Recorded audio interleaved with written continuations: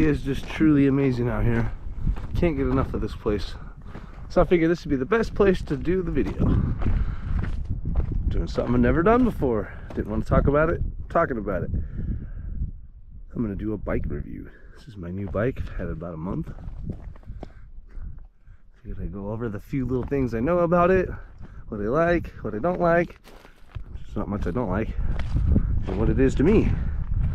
I'll sit here in front of me, we got the Polygon D7 SE. So Downhill 7 Special Edition, I guess is what all that means. We'll just go through specs and we'll go through some things that I know before I get into what I do and don't like about this bike. But man, this background, it's just amazing. Over there on yonder, if you can see the radio towers over there, that's Capitol Peak, and that's my ultimate goal. It's at like almost 2,600 feet in elevation. I've driven a car up there a few times, but I've never ridden a bike up there. So that's like my ultimate goal. Not today, but in the definite near future. So, Polygon Siskiu D7 SE. We'll just start with the drivetrain. We got a 1x11. So we got 11 nice big juicy gears back there. We got I think a 32 teeth in the front. On the tires, we got, you can see the name better here, got some Schwalbe Knobby Nick. Phenomenal tires. On the handlebars here, we got Entity. I don't know anything about brands, but Entity grips. We got Shimano, just dual piston hydraulic brakes. I don't know the size of the rotors, but I just know that they work really, really, really good. Like that on the bolt, on the back too. These pedals are definite shin killers. I haven't killed them yet, but I'm sure it's going to happen in the near future. They look very painful. On the back, we'll go at the front, the coolest one first. We got Rock Shock Deluxe Select Plus D-Bon Air. I don't remember, 140 millimeters of travel. I really don't remember, but it's holding up pretty good. And on the front here, we got good old-fashioned SR Sun Tour front fork. I think 140 millimeters of travel too. I'm gonna keep going. That's one of the things I don't like. We got an Entity saddle. We have Trans X dropper post. So the dropper post here is a Trans X. Looks like it says AL7075 lightweight. It's pretty cool. The water bottle cage did not come with the bike. I'm just trying to go over the things that are with the bike. Also with those Shimano. With Shimano here, we got Shimano Dior as my shifters on my rear derailleur shifter. I'm trying to get a different angle on this thing. This thing is a beast. So that's pretty much all the things that I know about. I'm going to go over why I chose this bike over other models, because there was other models that were cheaper. This one was $200 more than the one I want. I will not talk about prices, because prices have changed since, and they've definitely changed, so you will not get this at the price that I got it at. But the reason why I went over this, the D version over the T version, and there was reasons why I liked either or, but they were different reasons. This one has that 1x11 in the front, which is the first thing I started talking about. This 1x11 is huge. That top big ring there is huge.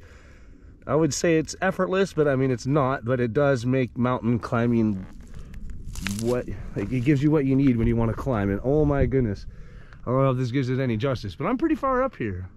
I did about 1,400 feet of climbing to get up here, so that 1x11 is what won me over. That was the only reason why I bought this. When I did all the little bits of research and watched videos and read reviews and stuff, that was that. Now, the one thing I didn't like when I was deciding on this bike was these SR Sun Tour forks. Now, I have them on my Trek Marlin hardtail, and they were springs, so I was very hesitant that when I got these SR Sun Tours that they were going to be spring shocks and not air shocks. But fortunately, luckily, they are air shocks, and they're amazing. And they actually work really freaking good. People talk bad about SR Sun Tour, and I get it because they're whatever, but they work. They work great. This Rock Shock Deluxe shock in the back is what I was hoping to get on the front, and that's what came on the T model, but I'm cool with that. I was like, after I rode it a few times, I'm definitely cool with it. The only two things, one of two things I didn't like. The other thing I don't like, which it's not a reason not to like it other than personal preference, is this Entity Void saddle. This thing is amazing. It's pretty darn squishy, it's comfortable, it fits really well, but not when you have a problem called no acetal. When you have no acetal and you're sitting on your butt bone, it is not comfortable. I have squishy seats on my other two bikes. So now these Schwabe Knobby Nicks, talk about these things. I really love these tires. I really absolutely tootally fruitily love these tires. The rims, I don't remember what brand they are, something X15. I think they're just X15 disc. Yep, whatever, but they are grippy. They hold onto the ground like no other. They fling rocks. They shoot rocks for miles. It feels like shing, but amazing tires. I've been riding my fat bike out here, my fat tire bike, and in comparison to the comfort and control that I get with my fat tire bike, these are very comparable to that. They give me a lot of confidence now. Other than, oh, and then there is a third thing I didn't really like. Now I don't know. I'd read reviews, and this is a cheap thing, and I'm not complaining. And again, or not again, but I also want to point out, I'm not sponsored. I have no tie with this company other than I bought this bike from them. And the other thing that I really don't like is, let me give you an example here. There's the seat down. Whoop, nice and smooth and like butter. It goes down really well. The only thing that I don't like is the positioning and the actual lever itself for the dropper post. It is pretty cheap feeling. It doesn't really stay. I had to kind of over tighten it to get it to stay where it is. It's at a really wonky angle, so it's like sticking way out. I don't know if the camera will give it any justice, but it is sticking way out there. But other than that, it's fine. And when I have it positioned the way that it is, it works great. It works perfect.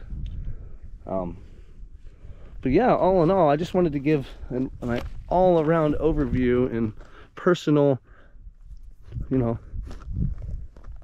what I like and don't like about the bike.